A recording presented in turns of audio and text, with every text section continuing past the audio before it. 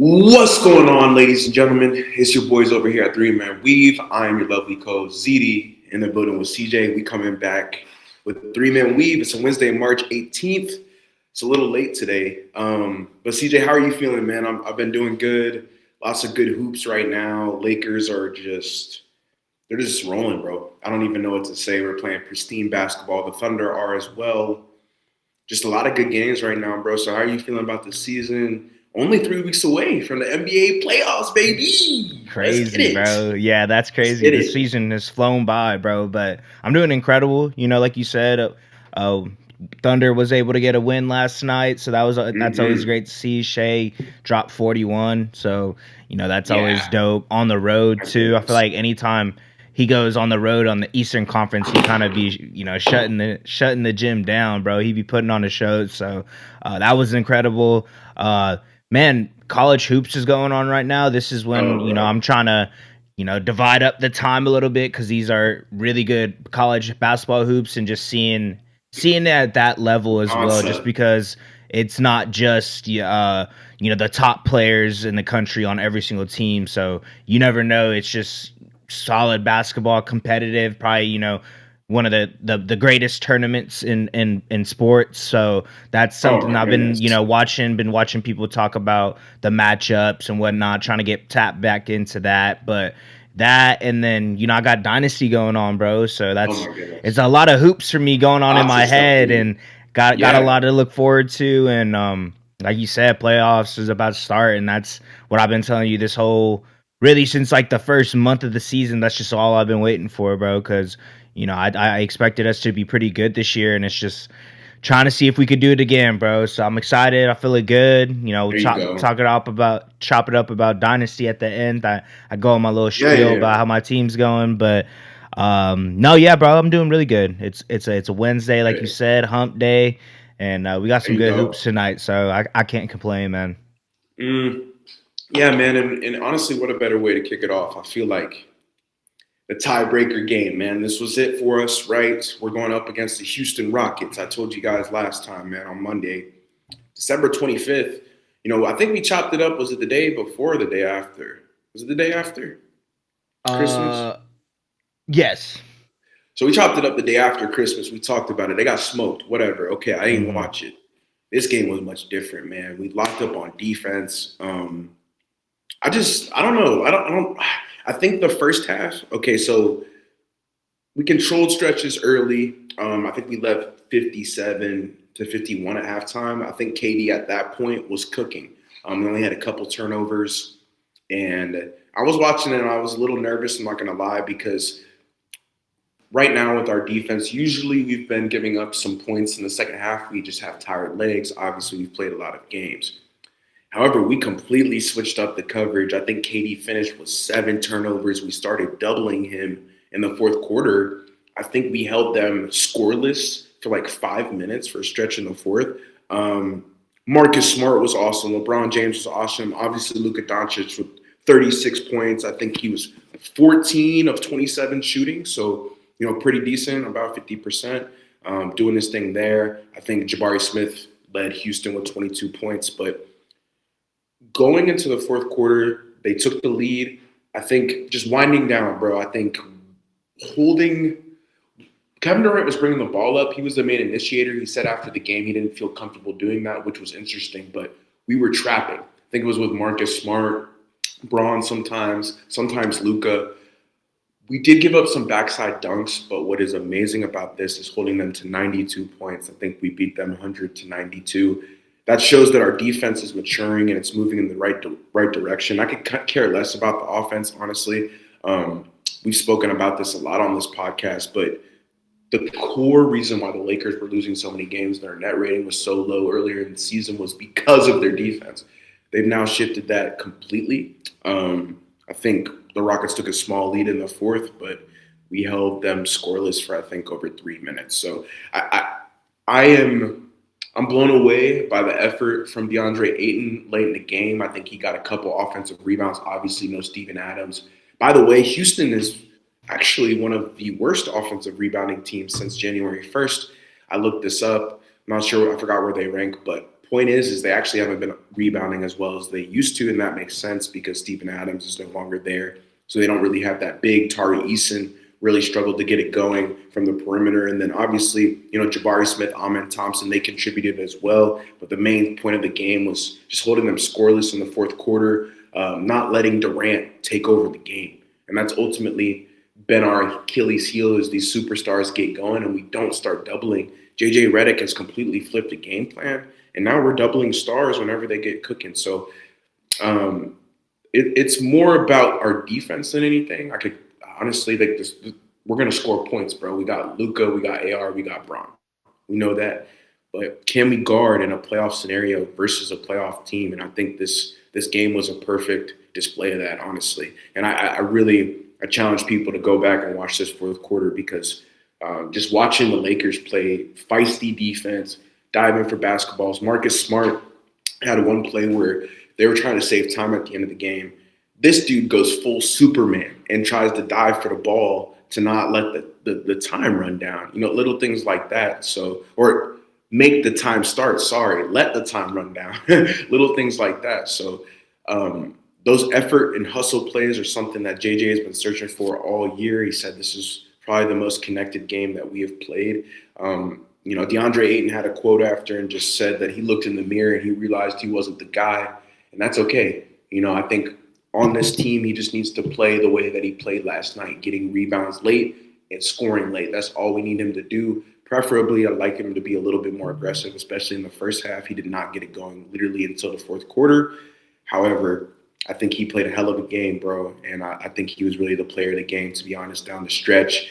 He ended up finishing it off with a slam dunk, him and Braun. Braun had like 3 dunks in this game. I think he caught an alley-oop from Austin Reeves in the first half from like half court, which is always cool to see. Old Braun getting up at 40. But yeah, bro, just another great game, man. And now we sit at 43-25 on the season. We're third in the Western Conference. We spoke about Luka last time on Monday, but yeah, there needs to be some conversation for him in the MVP. I think it's only right currently with our performance over the last month. And obviously looking at his performance on the season, those numbers are too good to pass up, especially on a winning basketball team. It's one thing if we're the 6th seed, but we're not. So we'll have to see how that changes the MVP race. Obviously, you're going back-to-back with my brother right now. This is your second week in Dynasty. Shea had another great performance, so that MVP race is it's going to be a little tug of war. But LeBron James said that he is comfortable being the third option on this team after this game. JJ got a question from Tim McMahon at ESPN. Tim McMahon asked him, is this LeBron's role moving forward? And he said, LeBron isn't a role player. So we don't need to phrase that in that way. But yeah, he's not. If LeBron is our number one usage guy, we're not going to be a good team at this point. So we need to figure out a pecking order. We have Austin Reeves has started to get cooking over the last week. I brought him up on Monday, but yeah, just a solid game, bro. I'm obviously we could talk about the Rockets too. I'm not gonna lie, bro. I wonder what they're gonna do. I wonder what Houston's gonna do. Amen Thompson cannot shoot, bro. Reed Shepherd can't guard. I saw a lot of issues on the back end. He'll get switched on to Ayton, pummel him, get switched on to Luka. Luka was torching him. They had to take him out. Bro, they had to take him out of the game. Ime got really fed up with the defense. So I think it's also on the Rockets as well. I know we've talked about, Houston, do we have a problem? And I know this is the Lakers segment, but I think Houston also is just not a very good team right now.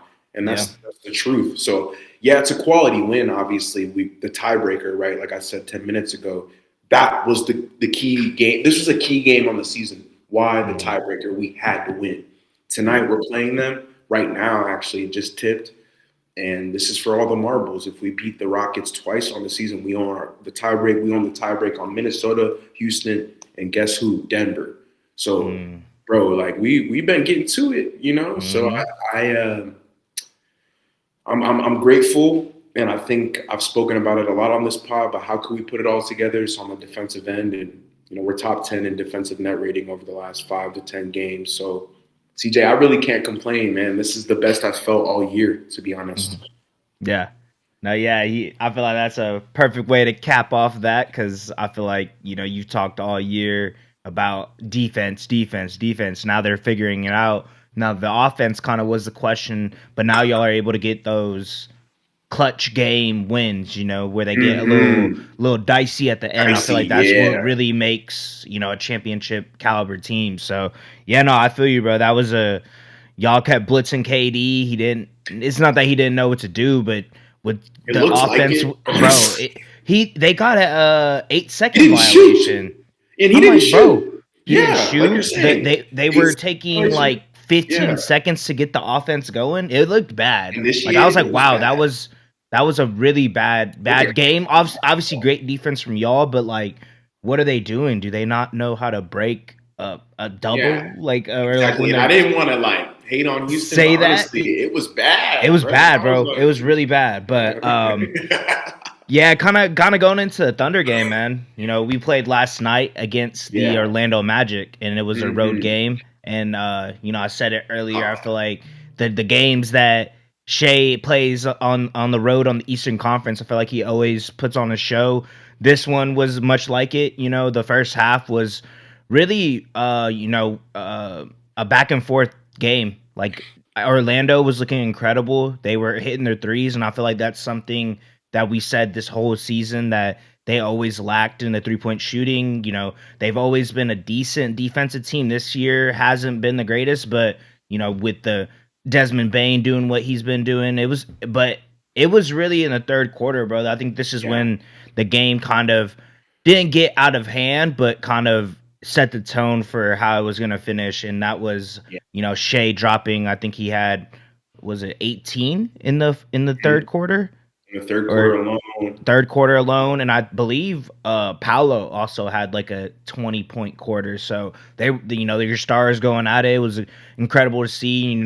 I've talked about pretty highly of the Magic and what Paolo can do, and I feel like since the All-Star break, man, he's been incredible.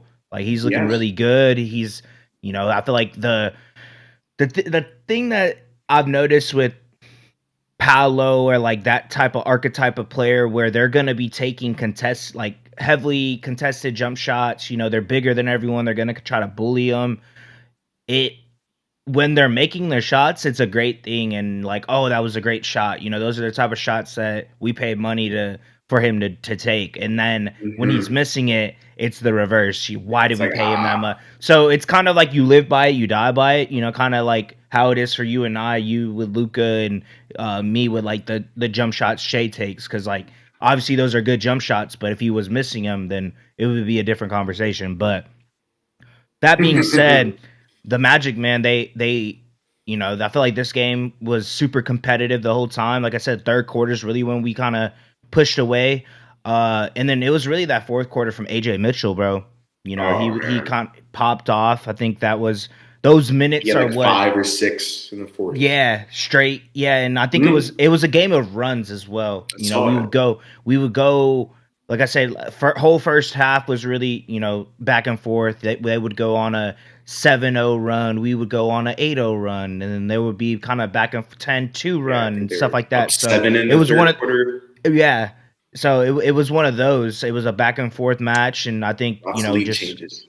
But Shea, bro, just what he's able to do, hitting big time buckets, 3-pointers, man, that's something that I've been talking about all season, bro. If he can really become an efficient 3-point shooter, and it's looking like this season he is, it's gonna open everything up. It's gonna be a lot harder to scheme for us, and when it already is one of the hardest assignments in the league to try to do that. But if he gets his jump shot consistent, and now we're starting to piece together our shooting issues that we've had, it's not the greatest still, but it's something that we've improved on since the All-Star break, the trade deadline, and it's looking dangerous, bro. Like Casey Wallace coming off the bench, hitting a 3, playing good defense the whole time.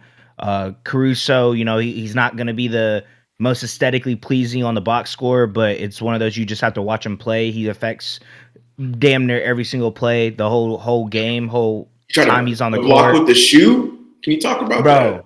Bro, yeah, he had this man had lost his shoe in the middle of a play, was still playing defense, and then I forgot who was going up for a layup, but he like swats it with his shoe, bro. So those type of plays, bro. You know, some people would have just, you know, tossed their shoe, whatever. Nah, he still was guarding with Still it. So, playing to the end. Love but it. no, it was an incredible game, man. Like I said, great scoring from AJ Mitchell that I think that we've been lacking, and the fact that you know Desperately he's needed. kind of coming back from this injury, and it doesn't look like he's really missing a beat. Still taking those like tough contested like floaters, mid-range jumpers. You know, 3-point shot isn't, you know, knocking down as consistently, but once that gets going as well, I think it's going to open up his game, and you know we'll actually have another scorer that can create the off the dribble that besides Shea and on a consistent basis. So him, McCain, Joe,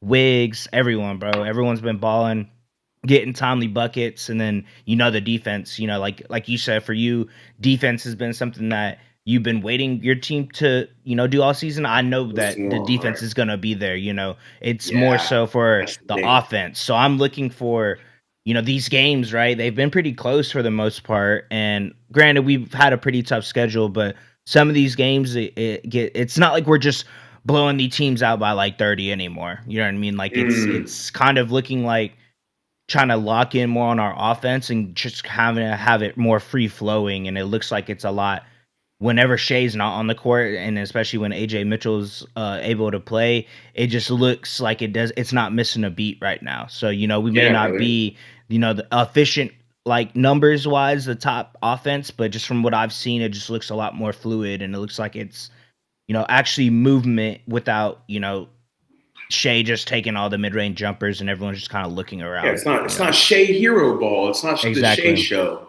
You Right. know, you got your own TV show, bro. Like you're saying, and I think the audience. You know, we talked about it before we got on. What did I say? I'm like, the Thunder is just, it's too much. You know, what are you Mm. going to come on here and say? Oh, we suck, and but no, you're number one in net rating. You guys are 54-15, and you're still first in the West. And oh yeah, the Magic, they did compete. Okay, Paolo, I see you. You know, I've been Yeah. talking mess the last couple weeks. All right, bro. You know, CJ got your back. Obviously, you put on a show last night, but I think Shea, man, 14 of Hmm. 27 shooting, like you said. AJ Mitchell getting to a bucket in the fourth quarter. Who I was going to ask you, where's J Dub? You know, they may not even need bro in the playoffs. He might just get healthy and just Yeah. come back next year because AJ Mitchell seemed to be Yeah. just filling in the Filling spot in for right. now. Yeah. You know, Hmm. yeah, and he doesn't. He seems to play that role very well. Obviously, Orlando has dominated the last couple weeks. They did Hmm. get blown out. Did you see that game, Atlanta? Right, Yeah. the Yep. kill Alexander Walker. Hmm. But yeah, man, I do want to test your mental a little bit. How are you feeling about this 65 games limit? I feel like this is a good segment right now because J Dub obviously with missing all these games. The Thunder are top five, I think, missed games as a roster. Hmm. Um, how are you feeling about the 65 game limit and how it's going to impact awards? I think Tyrese Maxey's injury hurts it. Obviously, Giannis isn't going to be there. Hmm. Wemby's threatening to lose it. Jokic is obviously threatening. Anthony Edwards is now out, which is being threatened. How do you Hmm. feel about it? Yeah, it sucks when you know that, especially the way the season's been going, what we've seen firsthand watching these guys for the last couple months.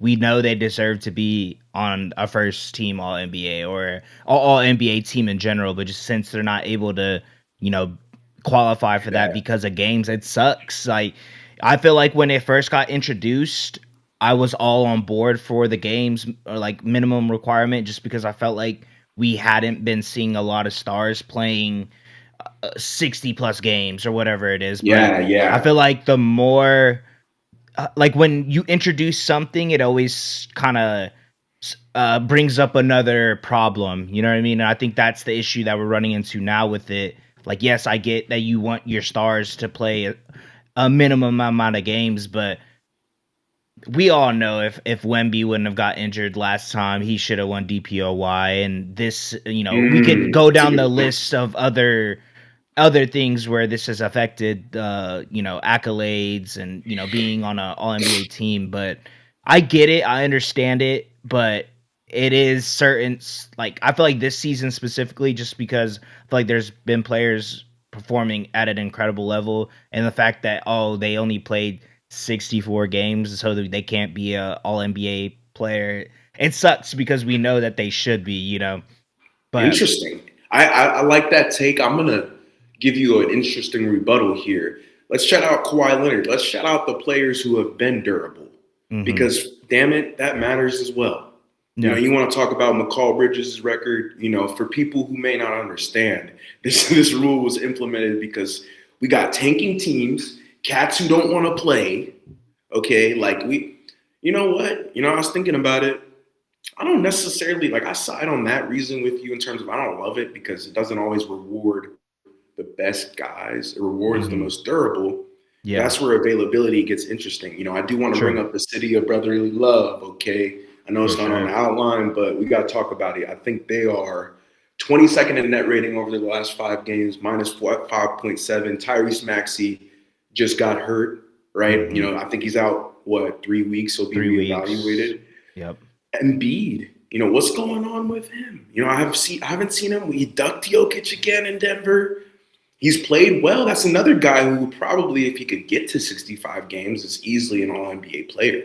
For sure. Paul George being suspended. What's going on with that? I know we didn't talk about it much, but that was odd.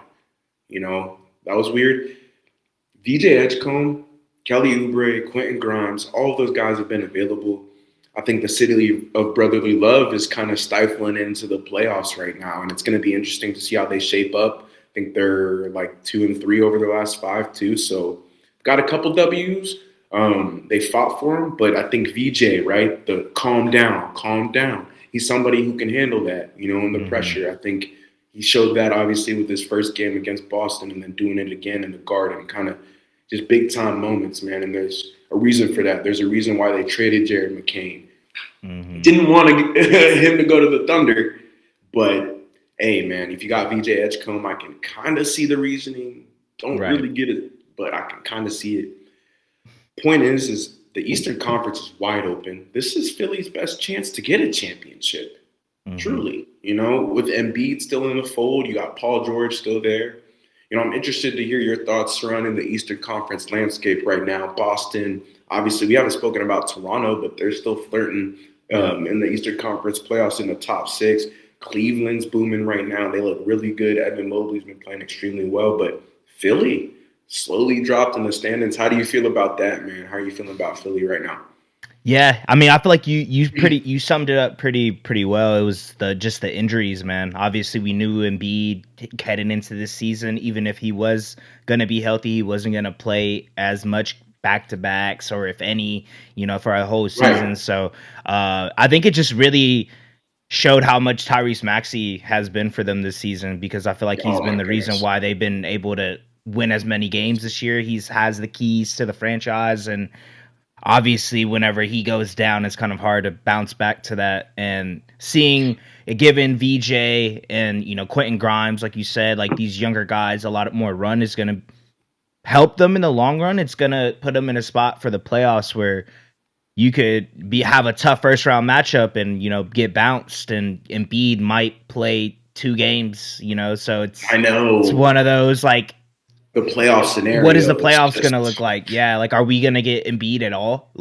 Obviously PG is going to return, but what is that going to look like? Because I feel like what y'all been doing all year kind of has just shown us that Tyrese Maxey is y'all's god now. So what is that going to look like until he gets fully healthy? And by that time, it's going to be playoffs, So it's going to be interesting. They're in a weird spot. I feel like they've had a pretty successful season for the most part. I don't think they were a solidified playoff team for us heading into the season. You know what I mean? But obviously injuries and that. I mean, that's the thing with them.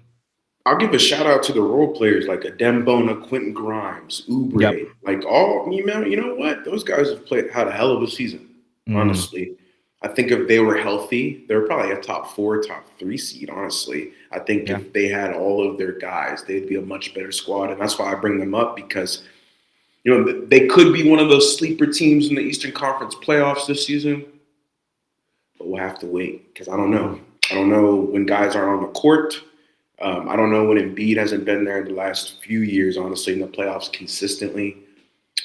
But I think Tyrese Maxey and VJ can take you a long ways, honestly. So I'm excited to see where they end up. I think VJ's kind of been forced to do a lot more than he needs to at his current stage, which is good for his development, but it's also hindering the team. Honestly, he's shooting 43%. It's not like he's crazy efficient yet. Yeah. So like kind of like you're saying, Tyrese Maxey is the only guy who's close to 50, 40, 90. Obviously, something you could run an entire offense through, but when he's down, it's really tough. So, man, I city of brotherly love. I'll see you guys. Hopefully, you guys can shape up for the playoffs and get right, because the Eastern Conference is wide open. But CJ, you ready to head out west? I kind of want to talk about Phoenix. Yeah, bro. Let's talk about them. All right, bet. Let's get into it. Let's see. Phoenix has been one of the NBA's biggest surprises this season, completely outperforming preseason expectations more than any other team. Over their last 10 games, they are 6-4, but that doesn't tell the entire story on the year. Over the past 5 outings, CJ, their offense ranks 9th in the league, and across those games, they scored an average of 114.2 points. Devin Booker, Jalen Green. How do you feel about it? I like it. Yeah, you like it? It looks really good. Yeah, bro. Yeah, that's something we were saying. Yeah, we were waiting to see what that duo is going to look like. So the fact that it's actually coming together at the right time, like you're still competing for a playoff spot, I think it's going to be exciting. It's going to be a tough first round matchup for someone. For sure. They're like combining over 45 points over the last 3 games, which is really cool. The Suns have also shined extremely bright on defense this season, which is where I think they shine, obviously. Ranking 11th in the NBA in defensive rating on the year, only allowing 113 points per 100 possessions. They're also 9 games over 500 this season, as they are 39-30 on the year, good for 7th in the West. On March 12th, CJ, I don't know if you saw this game, was versus the Pacers, but D-Book, 43 points. Jalen Green had 36. They powered Phoenix to a 123-106 win. That actually marked their 4th straight victory at the time. We just didn't talk about it. I think Booker went 14-31, 4-7 from deep, just killing it. I think Jalen Green as well, who's missed 48 games, by the way, comes in, gets 4 assists, scores big in a big-time way. And the question is, CJ, can they make some noise in the playoffs, man? This is a little tidbit as well. They currently rank 3rd in the NBA in steals. They're averaging 9.8 steals per game this season. So that feisty defense has been pretty interesting. But how do you feel about the Suns as a playoff threat and what they've been able to do this year? Yeah, like you said, I think the less is more theory gets proven right again. I guess, huh? I think it's interesting because heading into the season, we didn't expect them to be this good at all. Honestly, we probably thought maybe at best a play-in team. So now that you're actually pretty much, well, I wouldn't say pretty much, but that 7 to 10 range, you're a solidified play-in team. So if it were to start today, they would be going against the Spurs. I wouldn't say that they would beat the Spurs, but I think it would be a very competitive series, especially with the youth, the Spurs, right, and the experience of Devin Booker. Jalen Green would be my question mark if this was a today matchup review of that. But I mean, I think with Devin Booker and the way that they've been playing on the defense side of the ball, they kind of play into the way that the Spurs are wanting to defend you, kind of just letting you shoot threes, and they've been, knocking down a lot of threes this whole season, and they've been playing good defense. So it would be, I wouldn't say they would win that series, but it would be competitive, and I think that's what the Phoenix Suns fans are wanting at this point, especially after these past couple seasons, what it kind of turned into, obviously coming off your finals run and this and that, and it's kind of been downhill since, but y'all are kind of trending in the right direction. So yeah, I think they could make it an interesting series. And they will. And guess what? I'm going to shout out some role players again, man. Oso Iguodala, I see you. Mark Williams, I see you. Jordan Goodwin, I see you. Royce O'Neal, I see you. And Dylan Brooks, I see you. Jordan Goodwin is leading the Suns with steals with a 1.5 a game. Mark Williams is getting a block a game. Dylan Brooks is hurt right now, obviously in the news for the wrong reasons. However, he's had a brilliant season. I think he's almost career high efficiency across the board, which is really cool to see. Also, Iguodala on the offensive glass, on the defensive glass, being that interior presence next to Mark Williams, who we know got the rescinded trade for Dalton Connect. However, it's nice to see a Dookie shine. And yeah, the Suns have been brilliant, honestly. They're again, we talked about them in the offseason files, bro, but their maneuvering of their books has been amazing. We spoke about it too. We already said this, but we like Matt Ishbia's thinking of it's all in. You know, he switched it to less is more, like he said. Yeah. But whatever philosophy, he's always all in on it. And that's always been his mentality. So I love that. I love the Suns being good. Now, I brought this up to you kind of when we were talking about it pre-pod, but Suns versus Lakers, I'd be scared, man. We're not the Spurs. You know, and it was interesting. I was telling you right now, like you said, they'll play in the Spurs right now. Obviously, they're 2-7. It looks like it might end up being that way, depending on how these last 15 games shake out. But if we play the Suns first round, I'm nervous, bro, because those matchups are good. D-Book is good. You know, we can't really stick with Jalen Green always. So if he gets cooking, we don't know. And dare I forget Colin Gillespie? I forgot him. But my goodness, averaging 2 threes a night. Royce O'Neal. Royce O'Neal as well, my goodness, also averaging 2 threes a night. I was going through their stats, and I was honestly blown away. Just obviously on their balance sheet, D-Book takes up the majority of the space. CJ is getting $70 million. So, okay, we get that. But who else is going to fall in line? And they've done a brilliant job. So I think it's good we're talking about them. We haven't spoke about Phoenix in a while. But Phoenix, the sun is shining. We see you guys, man. But you've been seeing what's going on in Buzz City. Obviously, we talked about the Hornets, man. Let's hear more about that. Let's see. Yeah, for sure, man. The Hornets are going Buzz City, man. They've been balling out. You know, it was a team that we talked about on our offseason files.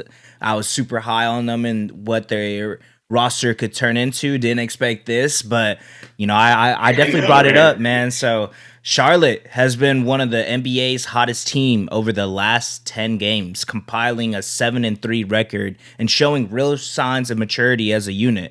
They opened the stretch with convincing home wins over Indiana, 133-109, and Portland, 109-93. Then went on the road and dominated Dallas, 117-90, before routing Boston, 118-89, for a statement victory. The March 4th win at Boston serves as the highlight of this 7-3 run. The Hornets never trailed in that game, sprinted to an early 8-0 lead, and built a 64-43 halftime cushion while committing only 5 turnovers all game. Concanupple scored 20 points, and Brandon Miller and LaMelo Ball added 18 apiece, with Kobe White contributing 17 points and 6 assists. Charlotte shot 46% from the floor and a scorching 39% from 3. Their offense has been humming at 119.3 points per 100, 8th best in the NBA, and their 10.7 net rating means they've beaten opponents by an average of almost 11 points per 100 possessions over this span. The Hornets are 10th in the East at 35-34 on the season as they continue to fight for a playoff spot. If the Hornets continue to stay hot, it will be their first postseason berth since the 2015-2016 season. And while they do have the 12th toughest schedule remaining, the NBA cannot deny the Hornets' success this year, Z. Man, dude, and I love those highlights. Net ratings high. They're humming on offense. They're guarding. They only gave up 89 points to the Boston Celtics. My goodness. And with the 12th toughest schedule remaining, we're going to see. We're going to get to see. I think the Hornets have been another team that just deserves to be talked about, right? Kind of similar to the Suns. If you play well, there's no reason why we're not going to bring you up here. I think Concanupple potentially being Rookie of the Year. Let's take that out for a second. I think it's been about Brandon Miller, LaMelo Ball. You see LaMelo Ball get 30 the other night. People have been saying he can't lead a winning team. He's not this. He's not that. I don't know, man. Clearly, we talked about Scoot before we got on this. What did we say? Don't give up on guys who are good. Because you can't give up on them too early. Imagine if the Hornets just say bye LaMelo Ball, and he's doing this for another team, right? So it's important to stick with your guys. I think Portland's preached that. The Hornets have preached that. They've done an amazing job. Musa Diabate, the Moose, I think he's playing great, having a career year. I think you highlighted it, man. Just to beat the Boston Celtics on the road, in the middle of their 5-game win streak, I think it was, and stopping that before Tatum came back. Yeah, it's just it shows a lot about who they are, and I think obviously Coach Lee. My goodness, we don't speak about him much, but the culture he's built there, I saw in a practice, he tries to spice it up every Wednesday, Friday. They do something different. They were playing pickleball, they do paintball, they do stuff that's not basketball, which I think is cool. And honestly, it probably helps on the court, which is really dope to see. And their team is just so cool. And if you're a Hornets fan, I think you said this to me too, but you know somebody who's a fan of the most peculiar teams, Pelicans, potentially Blazers, right? Like teams you don't always see fans walking around in that jersey. And okay, cool. You're going to see Concanupple jerseys start popping up. You're going to see Brandon Miller jerseys start popping up. And Melo Ball obviously already had that. So I'm not going to bring it up. He's been having that since high school. Yeah. But yeah, man, I just think that game is a perfect representation of their season, honestly. Being able to guard. For me, it's the defense. I think their offense is one thing, but that's the 3 luck is we'll see how that swings when they do get to the playoffs. Man, I think you did a good job of explaining, man. The 119.3 points per 100, getting almost 120 points a night. Ooh-wee, they're white hot. 7-3 over the last 10. I like it, man. I like where the Hornets are going, brother. And I think when if they do get to the playoffs, which I think they'll get to a play-in and probably win a game, that's a team. I think the Knicks don't want to see them. A lot of teams probably don't want to see them. Probably the Celtics don't either. They play very fast, shoot a lot of threes, and that variance. We don't speak about 3 variants a ton, but the Hornets probably are the most dangerous teams when it comes to 3 variants. Why? LaMelo Ball, Knuppel are guys who will shoot 10 to 12 threes in a game. They make 6. That's going to flip some things. So be mindful of that.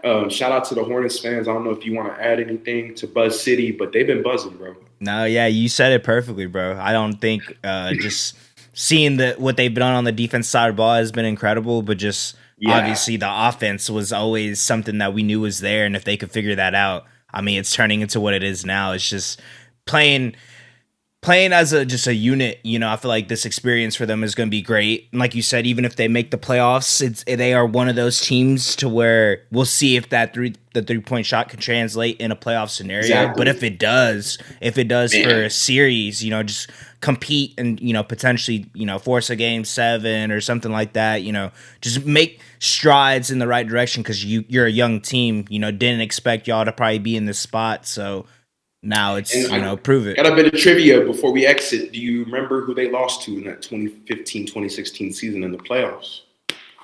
Oh, was this the Heat? It was 4-3. Was it? CJ. It was the D Wade. I think he was arguing with the guy CJ, in like a ladies purple and gentlemen. shirt. Yes, sir. There you guys go, bro. That's a tough one, but I yes, sir. The Heat, and so it just goes to show you the turnaround they've made. The respect they've earned, deservedly so, man. And we got something brewing on our hands with the Hornets. All right, let's stay out east, bro. Let's talk about Giannis, man. Did you see Shams Charania, that report that he is just refusing to be shut down? I did see that, man. Yeah, bro. The Milwaukee Bucks want to shut down Giannis Antetokounmpo for the remainder of the 25-26 season after his latest injury kind of faded their postseason hopes. But the 2-time MVP rejected that and rejected the team's requests in hopes to return to the court. The Bucks announced that Antetokounmpo would be sidelined with a left knee injury. I think this was yesterday or the day before. And I think he's expected to miss at least a week because of a hyperextension and a bone bruise. Team officials in the Star reportedly held multiple meetings over the previous 24 hours, yet he remains adamant about playing as long as he's not risking additional injury, which I think is interesting. Antetokounmpo's 31, CJ, and it just poses the question, man, like why do you think he wants to get out on the court? I'll give you my thoughts here in a second, but why do you think it is that he wants to get back out there, even though they're losing? Yeah, that's a great question, bro. I feel like, this is one of those things when we hear like the people that watch 90s, 2000s basketball where they're always playing through injuries, they're doing all these things right. It's for the love of the game. Like I would assume that's why he would be doing it, because if you're not going to be competing for a playoff spot, or it's going to be an uphill battle from this point on, especially with you missing another week at least, it kind of makes it seem like that's the reason, because you're not going to meet the game requirement. You can't qualify for any awards or accolades. So I think it's just him wanting to go out there and prove that he just loves the game, putting his body on the line. Obviously, him being 31, like you mentioned, isn't the greatest thing, especially for a team that you're potentially wanting to trade him. And there goes his trade value if he gets another injury and needs surgery going into the next season. So I get where the Bucks are coming from wanting to at this point of the season, but I don't hate it for Giannis. I feel like anytime he's on the court, it's always a great basketball. He always has them competing, but I see from the Bucks perspective why you're wanting to do that, and it's not really a good thing for him to play at this point for you. Obviously, he's going to do his thing and get his numbers, 40. But you're not really playing for anything at this point. So this is my thought process surrounding that take. I agree, and I also think there's a bit of a hidden motive that you brought up at the end, which he's playing for his trade value, and the Bucks are trying to keep his trade value. So they don't want him on the court because he could get hurt, yet he needs to be on the court so he can prove his value. Yeah. Milwaukee sits at 28-40, and they're 11th in the Eastern Conference right now, 6.5 games behind the Charlotte Hornets. Mm-hmm. I think Antetokounmpo hurt his knee after it landed like pretty awkwardly following a dunk, I think, against the Pacers on Sunday. And I think he's missed like 32 games. Giannis has missed 32 games this season, bro. Like you brought up, he's already not going to get the accolades. And so I think the main point of this segment is highlighting the war on value. This is going back to the conversation that CJ and I have talked about all year, but value. Giannis is trying to prove value. Milwaukee is trying to hold value. Austin Reeves is also in a similar situation. It's a little different, right? But him getting hurt, he's kind of not going to make All-NBA, was an All-Star, okay, whatever. He's playing for a contract. So as long as he's not at additional risk to hurt himself, and Austin Reeves has been hurt, obviously, a couple times, he's going to go out there and try to play for his value, whether it's for the Lakers or another team. I think Giannis that's kind of my version of that. Giannis is in a similar situation just because he's already demanded a trade. They're most likely trading him this summer. I think the Bucks are 17-19 when he plays. So they're not even 500 when he's in the lineup. I think he's just playing because of the current war we have on value that we have in the NBA. And, seeing Nickeil Alexander-Walker's contract, I want to bring him up for the sole purpose of explaining the value. He signed a 3-year deal at $62 million with Atlanta. If he became a free agent after this season, that is now $100 million. Naz Reid got 120 2 years ago or a year and a half ago. Mm-hmm. Naz Reid is a great player, but he's not better than Nickeil Alexander-Walker. Yeah. So Giannis is going to command $60 million. It's not the nominal dollar value that I'm talking about. I'm talking about the value to the team. Mm-hmm. So yes, the dollar amount matters for your books, but Giannis obviously brings a certain 5-star value to a team like the Lakers, a team like the Thunder. Depending on your team, he can immediately help you win a championship today. If he goes to the Nets, that's not the case, right? Depends on where he goes. But the point is he is trying to build value for a championship contender who's going to make that push to try to trade him a la the Knicks or whoever. And he wants to showcase that he loves basketball, to your point, like you brought up earlier. And I think it's tough for the Bucks because to trade him, he needs to be healthy. If he gets hurt again, they can't trade him. So they're fighting for value. He's fighting for value. It's interesting, man. 17-19 with him playing, missed 32 games. Like you said, he's 31. It's not the greatest ideal scenario for a player of his caliber to be in this spot. And we're going to see, man, this summer, bro. Yeah. You asked me a question pre-pod. I don't even know if you want to ask it, but we can save it for another day. But some of these conversations we're going to have are going to be very interesting. Yeah. No, yeah, it's very interesting. Yeah, we'll see. We'll see what the Bucks have in store for us because that's going to be a very interesting offseason files that we're going to have to discuss. So, Yeah, man, and yeah, I apologize to the audience because we are going to do all NBA teams next Monday. I think we need to think about it because of the games limit. So we spoke about that 30 minutes ago. We yep. need to take some time to digest how we're going to make these three teams due to some injuries and things like that. CJ, let's get into the matchups for tonight. It's almost 9:15. I got a Lakers game to watch. You guys know it. Go LA. Yes, They're fighting right now, so let's get into it, man. Break it down for the people. For sure, man. So we had a 9-game slate today. You know, a pretty good slate for a Wednesday. You know, we had the Warriors and Celtics tipping off at 6 p.m. today. The Warriors are missing Jimmy Butler, Seth and Steph Curry, Al Horford, and Cryer. Quentin Post and Moses Moody are listed as day-to-day right now, and the Celtics are missing Vucevic. So, you know, pretty healthy roster for the C's now. Yeah. Some storylines for this matchup. This is the second matchup of the season for the Warriors and the Celtics, with the Celtics winning the series 1-0 so far. The Warriors are 3-7 over their last 10 games, and the Celtics are 7-3 over their last 10 games. Over that span, the Celtics rank 6th in the NBA in net rating with a plus 9.8. And the Warriors ranked 20th in the NBA in net rating over that same span with a negative 3.4.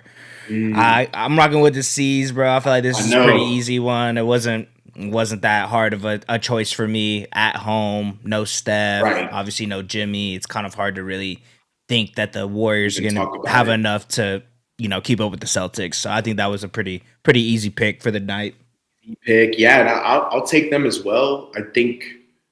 You know, let's talk about the Warriors. They've just had such an interesting season. So the Kuminga saga, Butler getting hurt, you know, Pods is threatening the contract extension. Who knows what that number is going to be.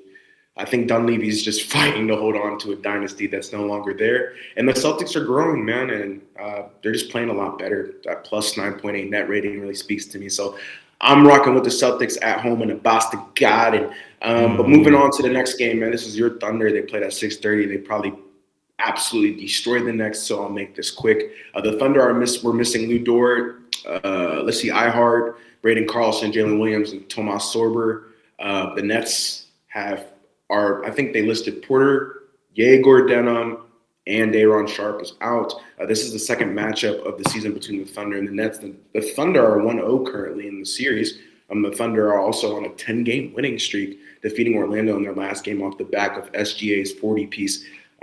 We talked about that. Obviously, he's going for MVP, so that's a different story. The Nets are just 1-4 over their last 5 games and ranked 28th in the NBA net rating over that span with a minus 11.9. I'm rocking with the Thunder. Like I said, I'm going to make this quick. One team is bottom third in the NBA net rating probably for the entire season, and one team is number 1. So I think simple, put a bow on it. I'm good. And Shea's going to get 20, by the way. Yep, of course. Another 6:30 tip-off, man. We had the Blazers versus Pacers. The Blazers are missing Shaedon Sharp and Damian Lillard. Pacers have Pascal Siakam, Obi Toppin, Tyrese Halliburton, Andrew Nembhard, and John Furphy listed as out. So, you know, that's been something all season that the Pacers have been having to deal with. No Nembhard, man. Some storylines for this game. This is the second matchup for these two teams, with the Blazers 1-0 in the series. Blazers are 5-5 in their last 10, and Pacers are 0-10 in their last 10. Jeez. Blazers rank dead last in net rating over their last 10 games with a negative 16.3, and the Blazers rank 8th in net rating over their last 5 with a plus 8.4. The Blazers rank first in defense over their last 5 games, too, only allowing 103 points per 100. I think this is another easy one, bro. Feels like we're getting, you know, some snoozers of games, technically, but rocking with the Blazers, of course. Denny, Donovan Clingan had incredible games. I have him in my dynasty. So something I've been keeping up with, but I think it's just a little too much for the Pacers. Too many injuries for them to keep up with. I agree. Yeah, Drew Holiday's been awesome. I wanted to bring up Clingan, dude. The fact he could shoot, unbelievable dynasty pick, because I did not think that would be the case. But The fact he can shoot a little bit in that three, I think Jan Hansen also adds to that flavor a little competitive fire, because I think he is really creative in practice. So I think that helps Klingen a lot. So yeah, shout out the Blazers and what they've been able to do. The Scoot Henderson story continues. Yeah, I'm rocking with the Blazers on the road, man. 0-10 Pacers team. Just give me the Trailblazers. But next game, man, we got it at 7 p.m. This happened a couple hours ago. But Clippers versus Pelicans. Pelicans are at home. Clippers are without Bradley Beal, Benedict Mathurin, Nicholas Batum, and Niederhauser. The Pelicans are missing Bryce McGowan for this one. They're pretty healthy. DeJounte Murray's back, so that's been good for him. This is the third meeting for these teams, with the Clippers leading 2-0. The Clippers are 7-3 in their last 10 games, and the Pelicans are 6-4 in their last 10. The Pelicans are looking to continue their 5-game home winning streak, which is actually interesting. They have been playing much better. The Clippers rank 11th in the NBA in net rating over their last 5 games with a plus 5.4. So both of these teams are kind of in a similar position. I think we might speak about the Pelicans next week if they continue to play pretty good. Even though their schedule has been fairly weak, I think it's still important to hit on Zion playing well, and obviously some of their veterans, DeJounte Murray, stepping up and having a couple games where he's got to 30. I'm actually rocking with the Pelicans in this one. It might be a little interesting, but I feel like with how they've been playing at home, it seems to me like they could have the Clippers number, and I feel like it's a toss-up right now. Darius Garland, Kawhi Leonard, Zion, Trey Murphy, DeJounte, like, these teams are pretty similar, so I'm going to take the Pellies. I think the home team's got it in this one. Okay. Yeah, nice pick. I think I'm rocking with the Clips, man. I feel like every time I've rooted for the Clips, they've lost, and every time I wanted them to lose, they usually win. So I think I'm rocking with them, bro. Yeah, it's one of those teams where Darius Garland has been looking really good. I mean, I'll say that for sure. The offense, we knew that, though. Bro, the offense just looks a lot more fluid. It's flowing good. It's just not Kawhi getting the ball, trying to, initiate the offense. So it looks good. I'll say that. So Benedict Mathurin as well. I feel like he's doing his thing. Yeah. So I think I'm rocking with the Clips in this one, but this is probably so far, like, as a team's probably the best matchup we've had. So that's something. Going into the next game that tipped off, it was a 7 p.m. tip off between the Jazz versus Timberwolves. The Jazz are missing Keontae George and have Kyle Filipowski, Ace Bailey, Isaiah Collier, and John Conchar listed as a game time decision. Wolves have Anthony Edwards and Naz Reid listed as out. Some storylines for this matchup. This is the third meeting between these these teams. The Wolves currently lead 2-1 in the series, and Jazz are 2-8 in their last 10 games, and Wolves are 6-4 of their last 10. Over the last 5 games, the T was ranked 21st in the NBA in net rating with a minus 5.1, and the Jazz over that same span ranks 25th in the NBA in net rating with a minus 9.2. I think I'm rocking with the Timberwolves in this one, bro. Julius Randle. Didn't need a dynasty game from him, legacy game, some might say. But they haven't been looking the greatest. The Jazz obviously missing Keontae. If Keontae George ended up going, it might be a little more interesting. But if he didn't, then I'm definitely leaning the Timberwolves. But both of these teams haven't been looking the greatest. Obviously, the Timberwolves without Ant. So it's kind of Julius Randle, Bones Highland, the DiVincenzo is gonna have those type of guys tonight are gonna have to have a big game, especially with Naz Reid out. Maybe Rudy Gobert, little homecoming for him. Maybe he has a good game. I feel like he's been doing really good this whole season defensively. So maybe this game coming back to playing against the Jazz, maybe he'll have a little fire underneath him. But rocking with the Timberwolves in this matchup, though. I like it. I agree. I think they are the better team right now. I just think the Jazz are really trying to lose. They're one of the tankers. So I said we're not really talking about it. So I don't know if they want to win this game. But moving on to this next matchup, man. Raptors versus Bulls. Chicago is at home in the United Center. The Raptors have Colin Murray-Boyles listed as a game time decision, and the Bulls are missing Simons, Okoro, Jaden Ivey, and Colin Sexton.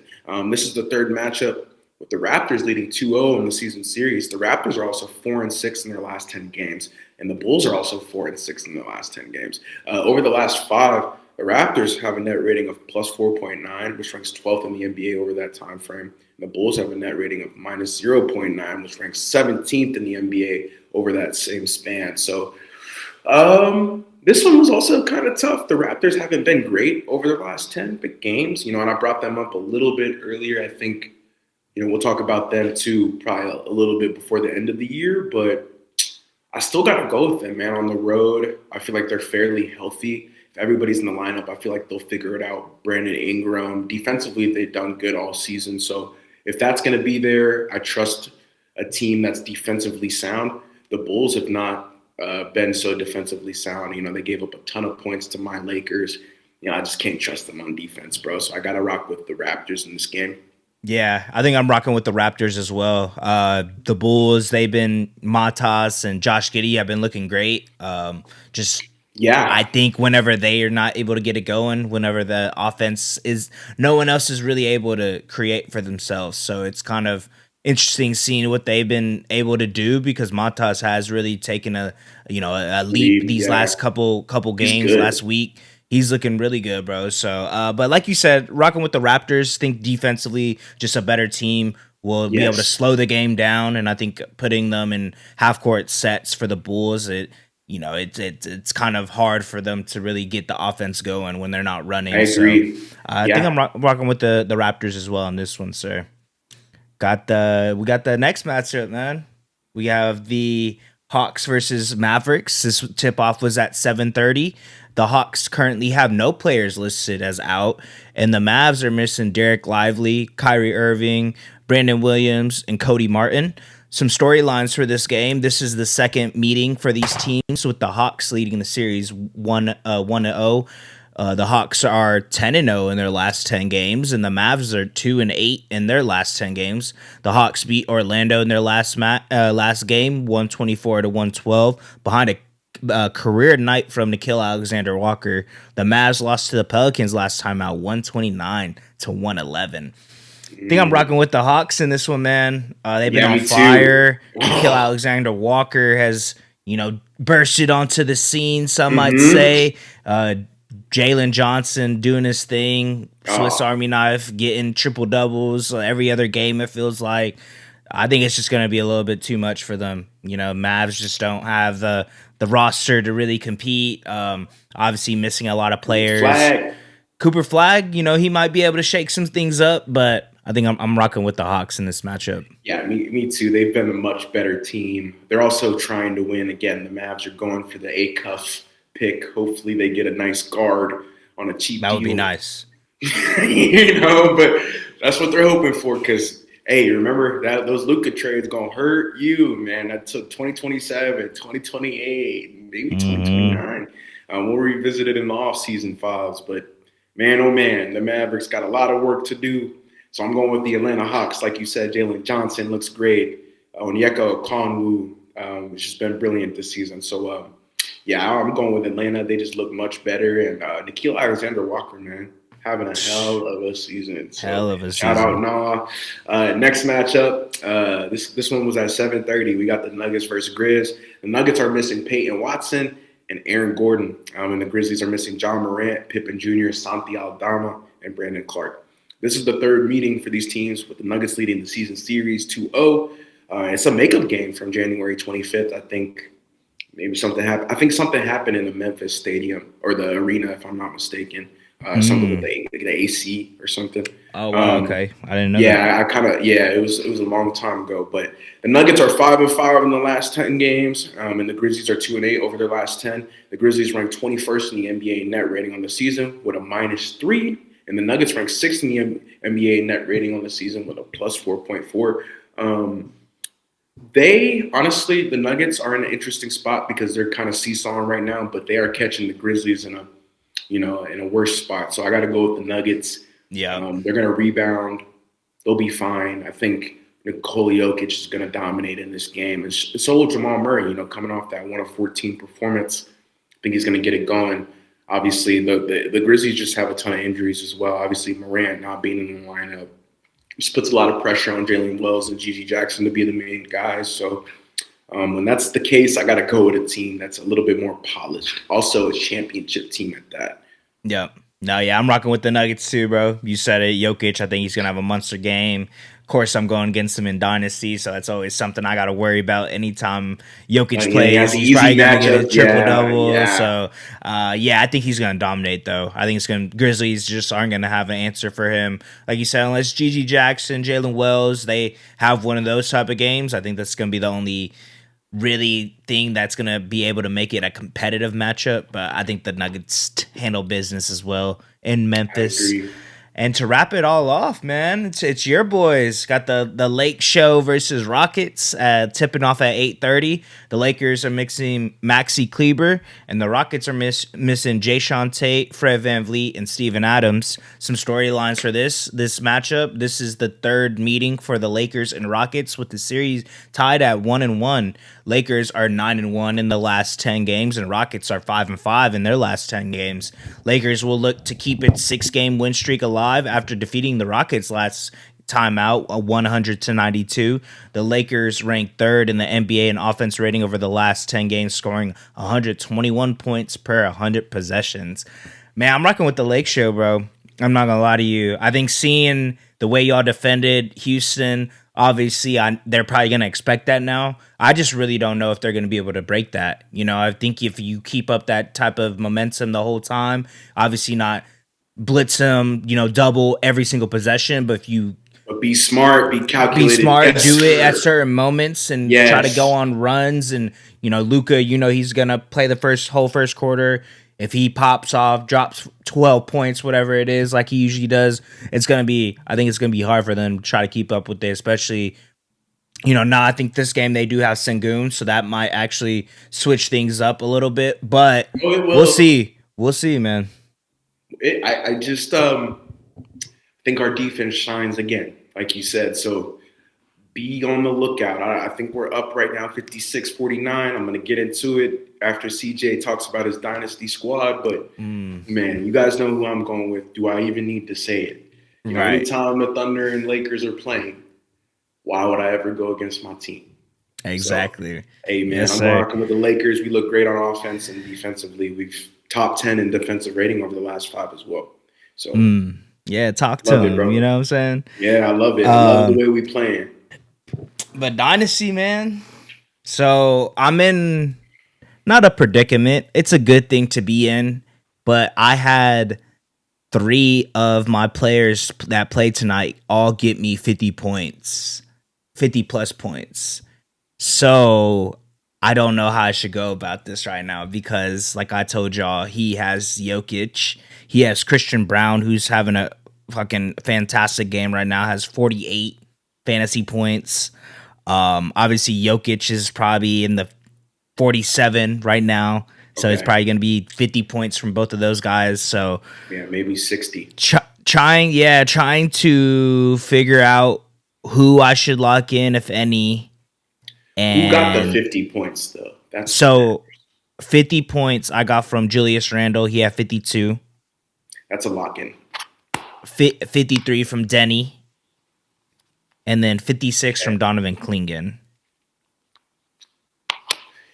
I think Clingan, so you need to go through the game logs. I don't have them available for people who do know this. This is what matters. So this is why you go and look at their past history, because it's like, how realistic is another 60 piece? I think Denny can give you it. Denny can give you a little more. I think Denny can give me a little more. That may not be a lock-in. And I understand that because he can. Yeah. Clingan and Randall, that's kind of where I'm like, yeah, because I mean, Clingan has been, going crazy for the past 2 weeks. And he probably will. He probably will this week. It's one of those where, dude, it's crazy because he had like 20, 22 and like 8 at halftime, and he ended the game with 25 and 10. I'm like, dang. They didn't give him anything. They didn't let him run, bro. He only played 20 minutes. I know. So I see that a lot from him. Honestly, they don't. Clingan is going.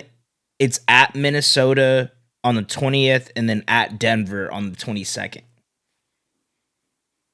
Those are interesting matches. So those are Minnesota's interesting. A lot of blocks, yeah.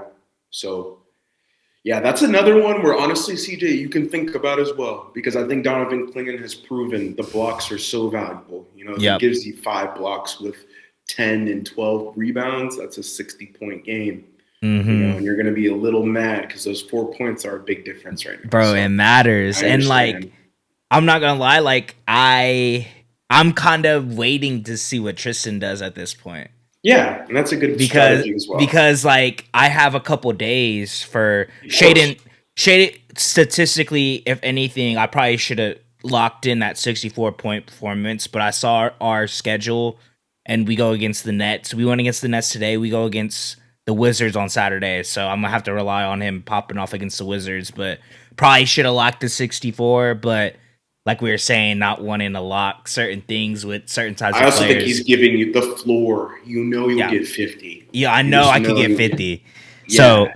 he didn't have the craziest performance. Stephon Castle got me 32 points. You need more Looking from like him. I probably could have locked in that 47, but like I said, just I don't want to do that right now, especially at this point of the season.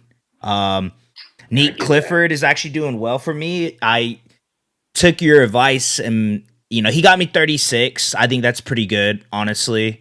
Yes. Um, but it's just it's the utility players, bro. Because Mm-hmm. Kuminga had a good game. He got 30 and Derek Queen got 24. So that's around like what I got. So I'm trying to Yeah. like should I lock in that Nick Clifford or should I wait or you know what I mean? So Yeah. AJ Mitchell is one that I like kind of want to be able, To but utilize. I Yeah. know my point guard and my shooting guard spot are already taken from Stephon Castle and Shea. So it's Shay. my third guard spot that I have Nate Clifford, AJ Mitchell that I'm gonna have to like I might lock that in, honestly. Like that's a pretty good performance from him. And once again, the utilities are shuffle players. So like if you lock that in, you know you can grab somebody on the waiver and throw them in the utility. Yeah, So and it like not if matter at all, him it did being not matter what mm-hmm. position and just like best available, you know. And I got to Yeah. get Oso Ighodaro, who gives you 38, you know, on Yeah. a Sunday night.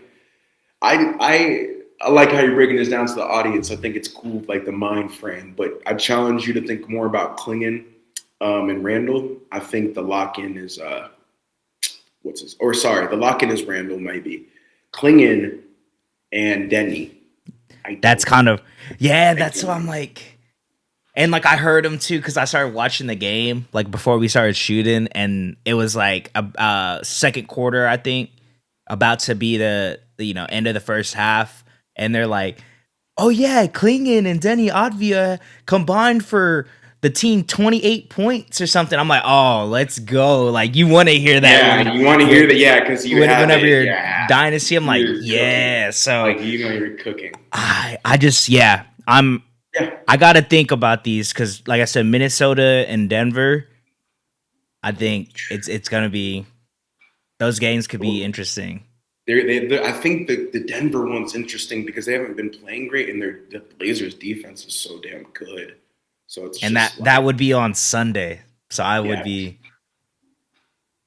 You got some thinking to do. I got a couple days. It's obviously Wednesday. The next matchup for them is give Friday, the so I have the listeners the next total. What's the total right now? total right now. Is I have 595. Tristan has 665. So you're going You, for it. Yeah, you're I'm going for going broke. for it. Yeah, I'm going for Yeah, broke. He you need all has. the points you got then for sure. Yep. That That's tells why me like more. 50 is good, but is Just it need a gonna little be more. enough? Is it gonna be enough? And that's why like would feel stupid, of course, if I don't lock it in. But last week I didn't lock in. I think Klingon had a 40 or 50 bomb, and then he ends up getting 76. So obviously that's not gonna happen all the time, but that's Not a kind of 70 the ball, but yeah, yeah. that's the type of like I need 60, bro. I'm not Yeah, gonna lie. yeah, and I With it, I get it. You need 60, and I get it, and he can give you that. So if you want to roll the dice, that is a real strong decision, and same with Denny as well, because I just think the stocks, bro. If yeah. Kling can get you 4 or 5 in a game, that's 30 fantasy points. So if Yep. he does anything else, So and he's been getting double doubles. Like he's been crashing the board. Yeah, like I'm not gonna lie. Right now, he's a top 10 center in the NBA. Right now, yeah. Given the landscape he is, he's probably 9 or 10. He's probably at the back half, but still. Yeah. So God's got some things. We'll see. I don't know if 36 points is enough for me to lock that in from Nick Clifford, yeah, I just don't know if I would be able to get that 30. I could get it from AJ Mitchell, but it's if I feel like I should lock in something, but I just don't want to if like I know I could, I think more. Randall could be a lock in, and that would not hurt you. Yeah. I feel like he'll probably get around it because he goes against Portland, obviously, and then the C's. Yeah, it just depends with Ant being out because we know he's going to be reevaluated. So Randall will be eating this week. So you can roll the dice on him too. He should have 50-point performances. He's going to be expected to. Yeah. If Nas, Reed, and Ant are out, I don't know, man. Yeah, he's projected to get 43 next. 43, 37 against the Celtics. Mm-hmm. So, I got some decisions. I'm excited. 67-55 on the tiebreaker. So we'll see, guys. I think the Dynasty, I told you this, bro. This is it, right? This is why you do it for 16 weeks. So I understand, man. Shea should give you at least 50, but everybody else, it's kind of like I need the floor raised. Yeah. Because your floor isn't high enough. The 35 points I need it. So I need like 50 plus, like you said. That's why it's like even OG did decent. He got me 45, but it's like I need 50 plus from OG. I need a 50. Sure. I need a 50 bomb because he could get that from me. He'll have like 4 steals, 2 blocks, and then you're gonna be mad because bro. But they have an easy schedule too. The Knicks play the Nets and then the Wizards. So. And McCall Bridges is playing horribly, OG been taking all his minutes. So we will see. We will see, man. It's interesting. I'm stressing out a little bit, trying to figure out what I should do, but we're gonna figure out this time, or next time y'all hear about me, we'll see if I made it or not. So, is there anything else you want to let the people know before we head out, Z?